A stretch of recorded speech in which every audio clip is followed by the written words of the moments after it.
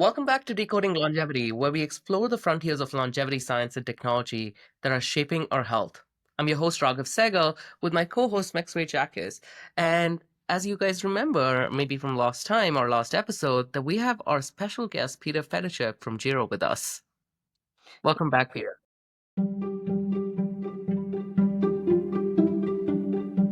Welcome back, Peter. Just touching on, in part one, we have uncovered a little bit on why the process of longevity science has stalled, not due to a lack of data, as we mentioned, but because we've been operating without this unified theory of aging, or, going too complex instead of keeping it simple, as physics approach things. So Peter introduced us to the geophysics and a physics-based framework that redefines aging as a thermodynamic process driven by entropy and a system-level decline. In part two, we are going to deep dive in this a little bit more. Raghav, would you like to start with the first question?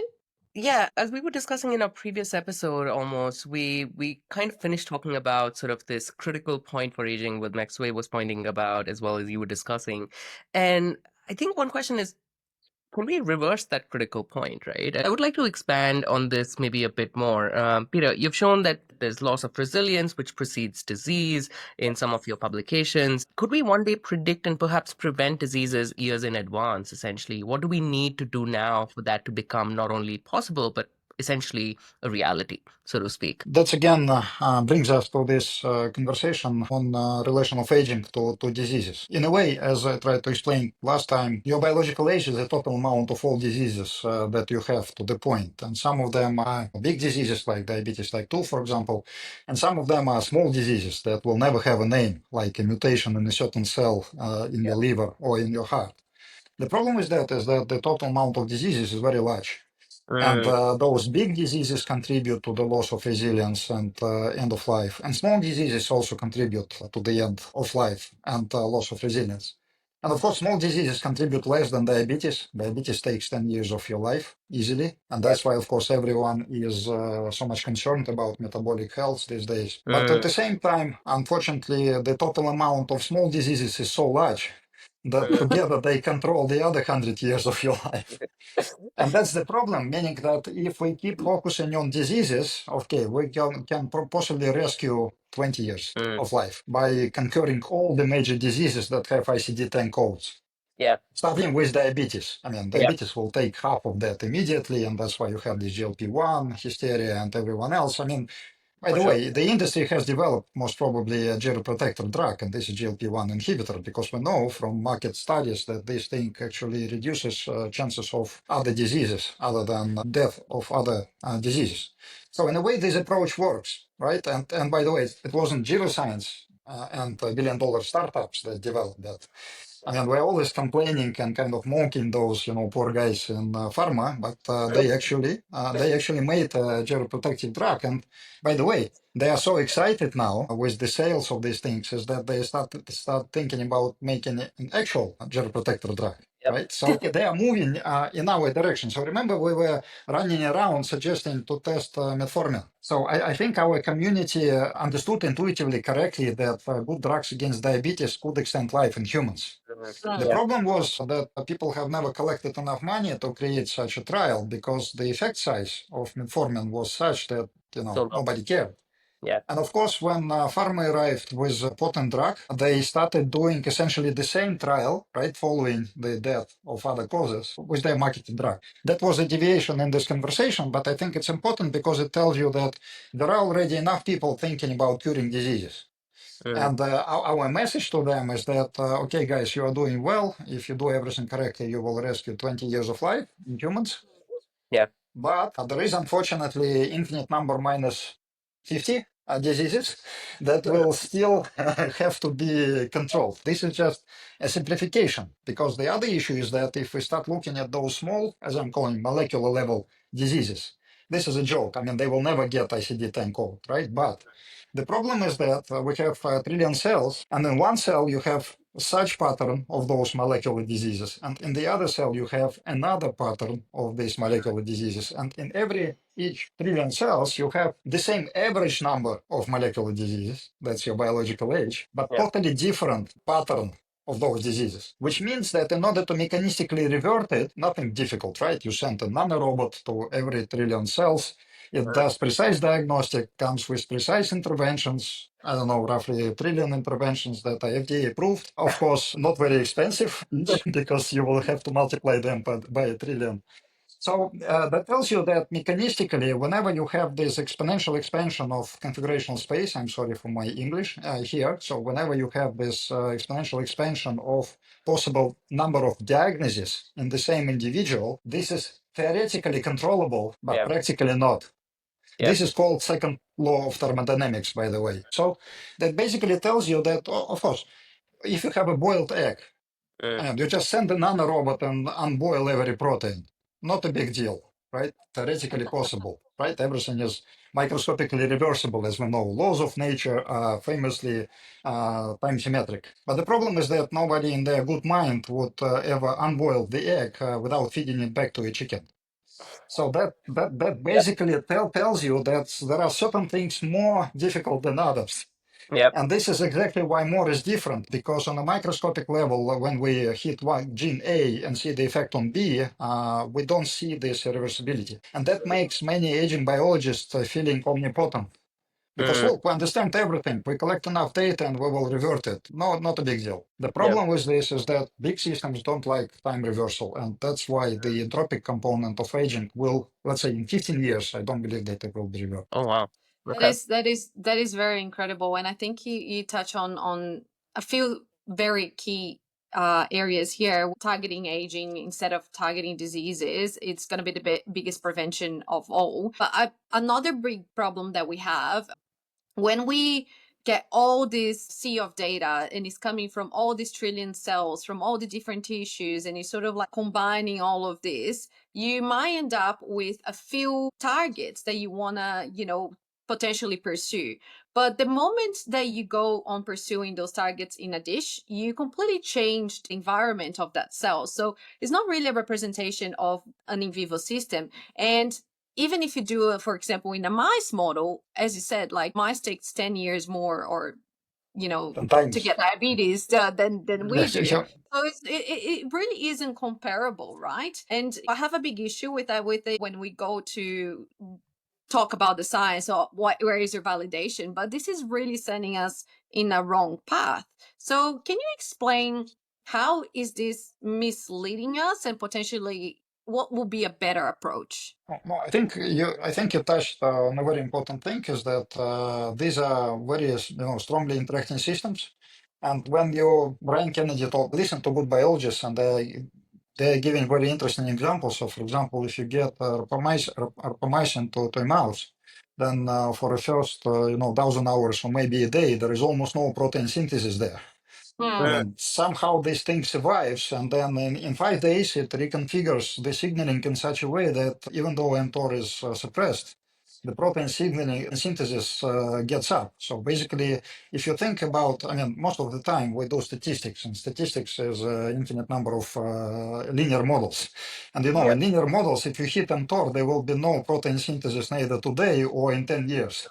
Yep. But these systems are highly nonlinear, strongly interacting. They learn over evolutionary timescales to ditch almost everything that you can throw at them, right? You can really confuse this system for a few hours by blocking an important process. If it survives, in another 10 hours, it will do it almost like nothing has happened. Of course, there will be some small residual effect, but it's like, all these examples with complex networks like internet, internet was built to survive a nuclear war, essentially with the idea that you can knock out 80% of the nodes and it will still do something. So our regulatory networks are built at the same assumption. They have to survive sexual reproduction. A strong mixture of genes still builds itself as a human. I think how humble you should be, or not humble actually, to think that now I come with a drug that selectively hits one target and everything will change. No way, right? These systems are built under different assumptions. And one of the assumptions is that they are super robust to point perturbations. Because as we said, aging is a collection of point perturbations and aging cannot kill you in one day.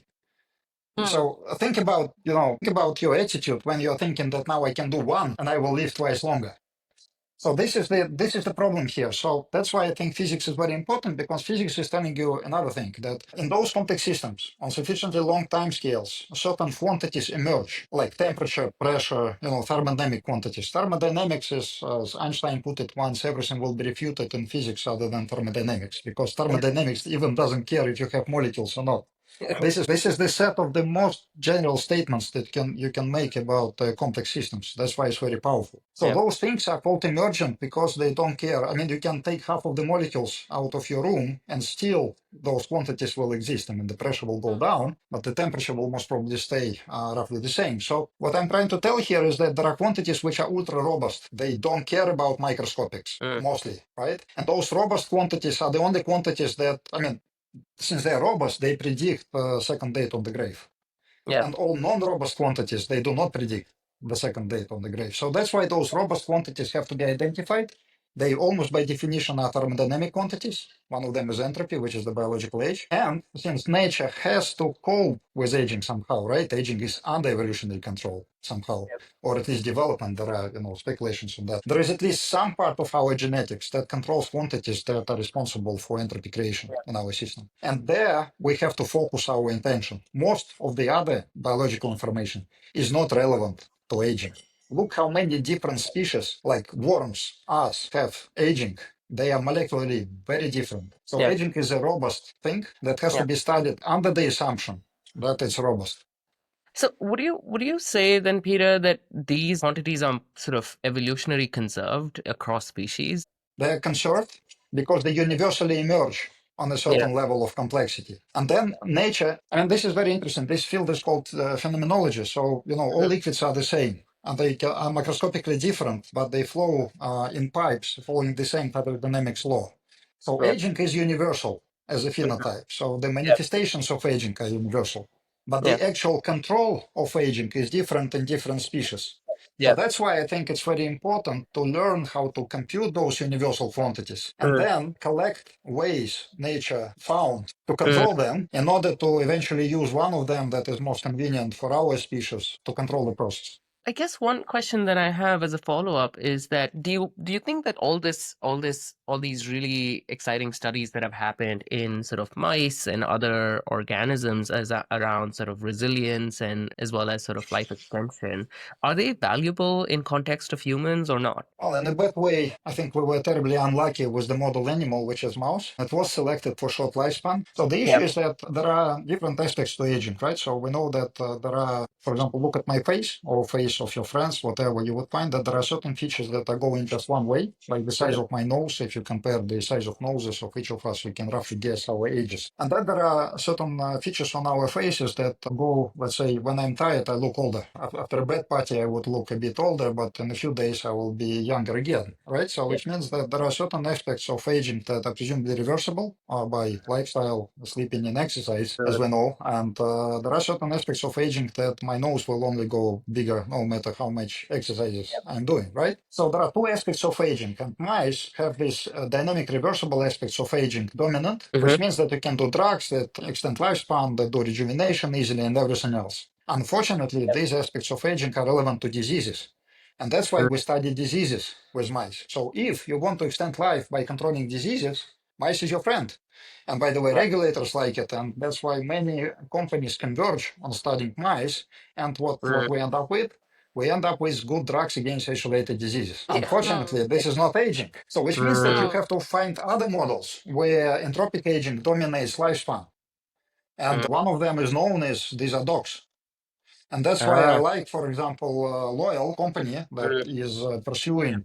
So if you look at as a physicist, I'm studying universalities, right? So when I see a company that has in its manifesto the statement that we're doing two kinds of drugs, one of them works late in life and the other works early in life, I immediately see that the guys have proper intuition. They understand that in the end of life, you have to study diseases, and metabolic failure is the most important one. And of course, if you create a drug that controls metabolic syndrome, you will extend life and by quite a lot late in life. And the same people understand that there is a totally different biology that is controlling the rate of aging midlife. And these guys are doing two solutions. So I think dogs are the first system where for the first time this distinction between two kinds of aging biology is being intuitively pursued. And I think we have to, with modeling, convincing, and everything else, to push this idea into the rest of neuroscience.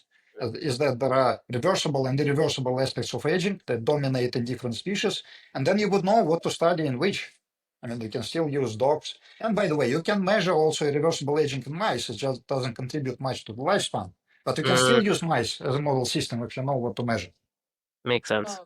Yeah. So would you say that this company is looking at early life drugs, which is basically targeting aging itself, and late life drugs, which is basically targeting diseases, right? So I assume that the Gero approach is actually to get us into these early life interventions. And how close do you think we are? Yeah. Do Let you me think like elaborate a 5 little years? bit.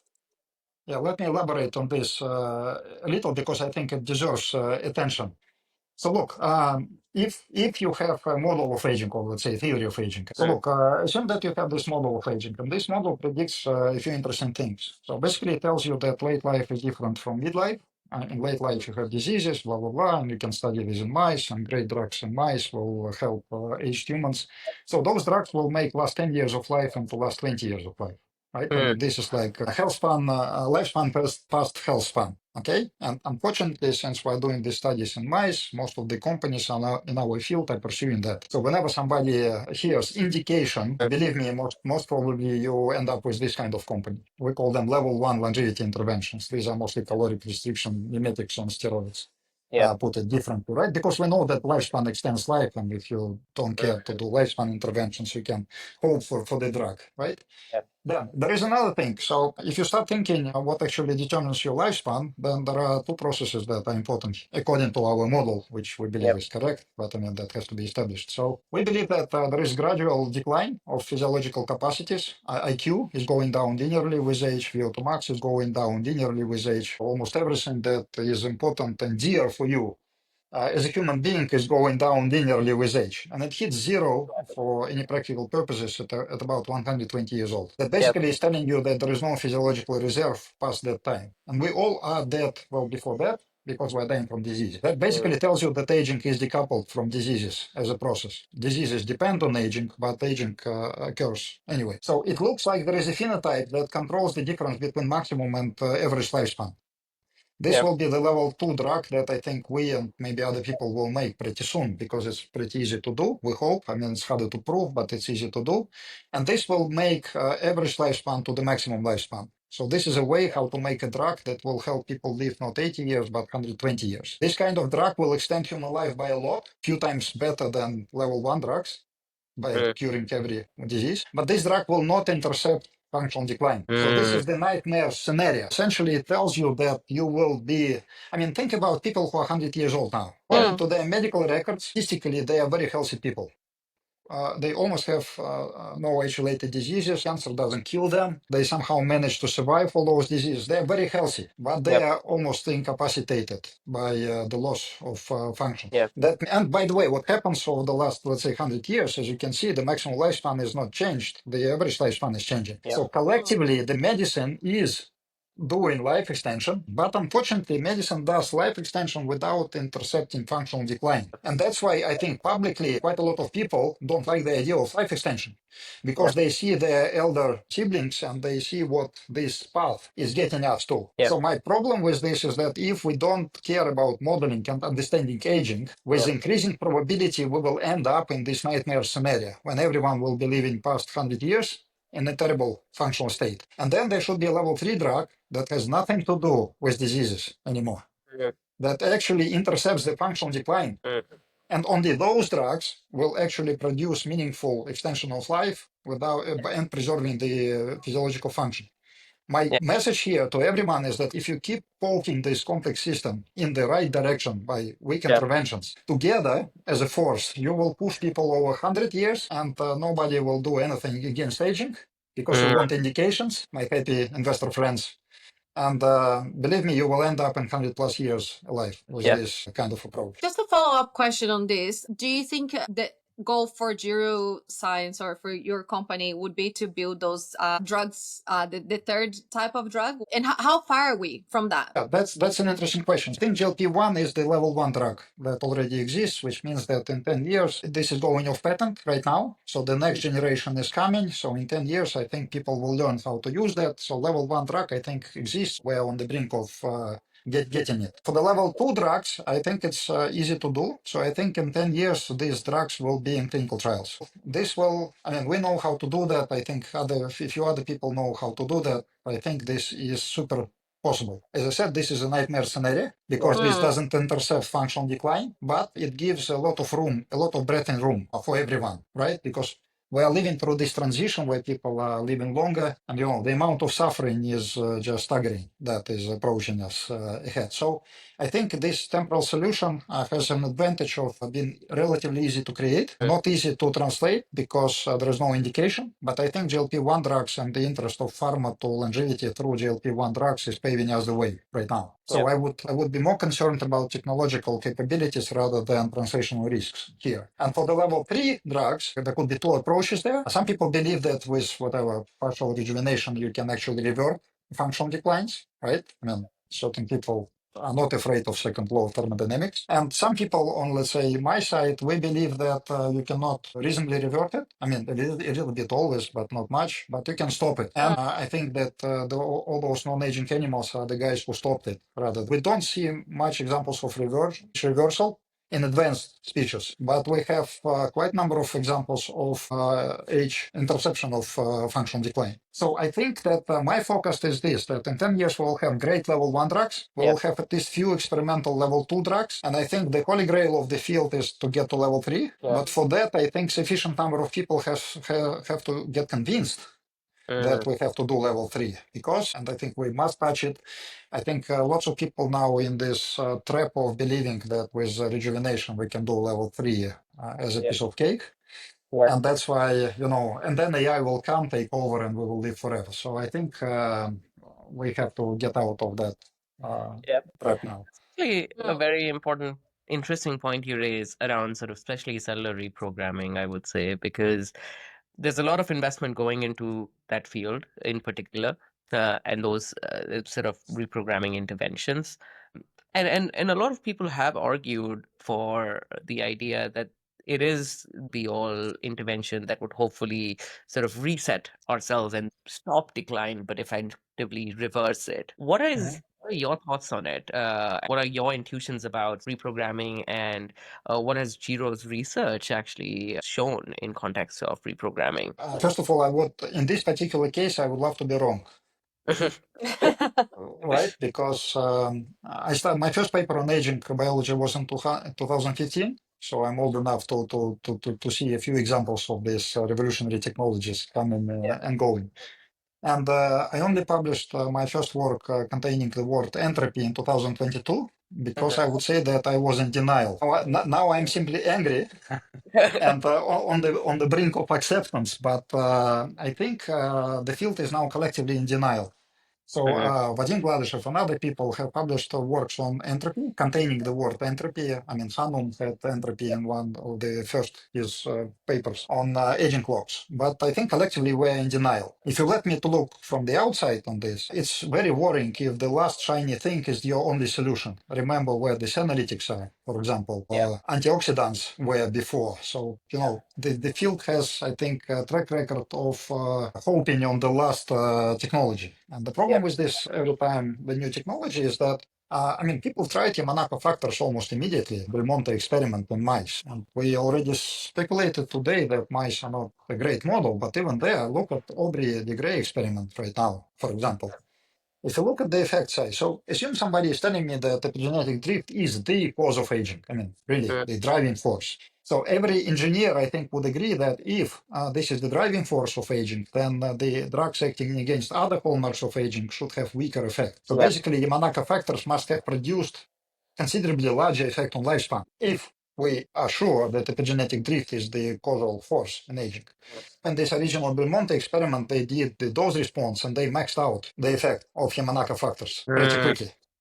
And they maxed out exactly at the level of a typical intervention. against aging, not 5 times more, but I mean at the same time. For me, this is kind of very simple idea is that, of course, I would argue that cells drift as we age because of this mean field of damage and everything else. This is bad, right? Of course, we can de-drift them a little bit, and this will be good. And every linear system, the small effect in the right direction is always the effect in the right direction. That's how our aging field is actually working. We're hitting system with things that change it in the right direction and measure small right size of effects. The problem with this is that if you try to use it at sufficient strength, then you destroy the differentiation. You destroy the epigenetic landscape that is controlling the cell fate. So basically, with the current technology, if you're trying to rejuvenate me, a trillion cells in me, if you use it at full effect, you will get 1 trillion embryons. You will not get a younger me. But 1 trillion is generous because most of them will die. So you will get 10% of that. But this will not be me. I compare it with a computer. If you have a server with a high load, eventually it gets cluttered,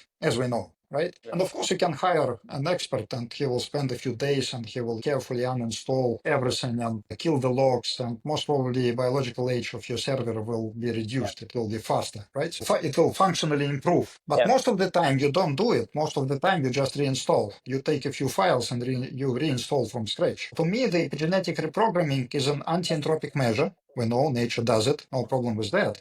But instead of rejuvenating every organism, it resets it to factory settings. So it loses all the accumulated information. It lets it start from scratch. Is this rejuvenation? If you look at a colony of animals, it is. But is this rejuvenation for you? I'm sorry, it's not. My conclusion here is that people are saying that Yamanaka factors are bad. It took only 1 billion years for them, to evolve. Really crappy work by natural selection. In 10 years, we will make them, infinitely better. We will unboil the egg. No problems with that. No microscopic law of physics prohibits me from doing that. But let's say the careful statement that I'm trying to project is this, guys. Whenever I see second law of thermodynamics, I get scared. And there is some reason in the history of science to respect it. Which means that if I see that without contradicting to the second law, I can stop aging. And there are mammals that have done it in less than 20 million years. I mean, if you want to spend money on something that will work in 10 years, I think you would better try to do that. And then spend the rest of the eternity trying to boil the egg. I just want to wrap up with the questions then. So let's talk a little bit. How are you using your AI models to potentially not look at this cellular reprogramming, but eventually to stop aging, agreeing with the second law of thermodynamics? So you described aging as a network problem. How do you use your AI machine learning models to untangle that? And how do you come up with it? So in a way simple, I told you that the information doesn't flow up. So most probably I don't need lots of molecular level information to understand aging, but I will need it eventually to try to control. What we do is that we're collecting massive amounts of longitudinal human data. We don't collect millions of data points from every individual because, as you know, in order to do modern machine learning, you have to have a lot more samples than features. This is very important. If somebody takes 500,000 features from methylation or, I don't know, millions features from genetics and pretend to be doing machine learning, this is strange. So what we do is that we're focusing on longitudinal aspect, longitudinal meaning that we have the same individual measured many times along the lifespan. And we are using these machine learning systems in order to build trajectories. So we are trying to identify when Newton and Kepler tried to understand the laws of motion of planets. By observing planets, they were trying to figure out what would be a simple equation that would generate. This is called generative models. So physics was doing generative models before it was fashionable, by hands, by the way, without computers. So the idea is to build a generative model that can model trajectories of human health and disease. And if it's done in ways compatible with physics textbook, it has quantities that have meanings of entropy, temperature, and everything else. We check, of course, that the quantities do have this meaning and they have relations that are prescribed by the laws of thermodynamics. That makes us happy to interpret them in the right way. And then we use this massive intuition that physics has accumulated to find features that are controlling the entropy production in the system. This is really interesting, Peter. I would say this whole conversation today has been quite mind expanding. And I would say that Jero's work essentially challenges some of the very core assumptions that we have in biology and especially aging research, and potentially even offers a new roadmap to how we should be doing aging research. I just want to thank you for coming on the podcast and sort of talking to us about all of the really cool stuff that you guys have been working on at Gero. And for do check the show notes for some of Gero's papers and links for sort of some bonus reads. Thank you for joining us at Decoding Longevity Podcast, and we'll see you next time with some more exciting science.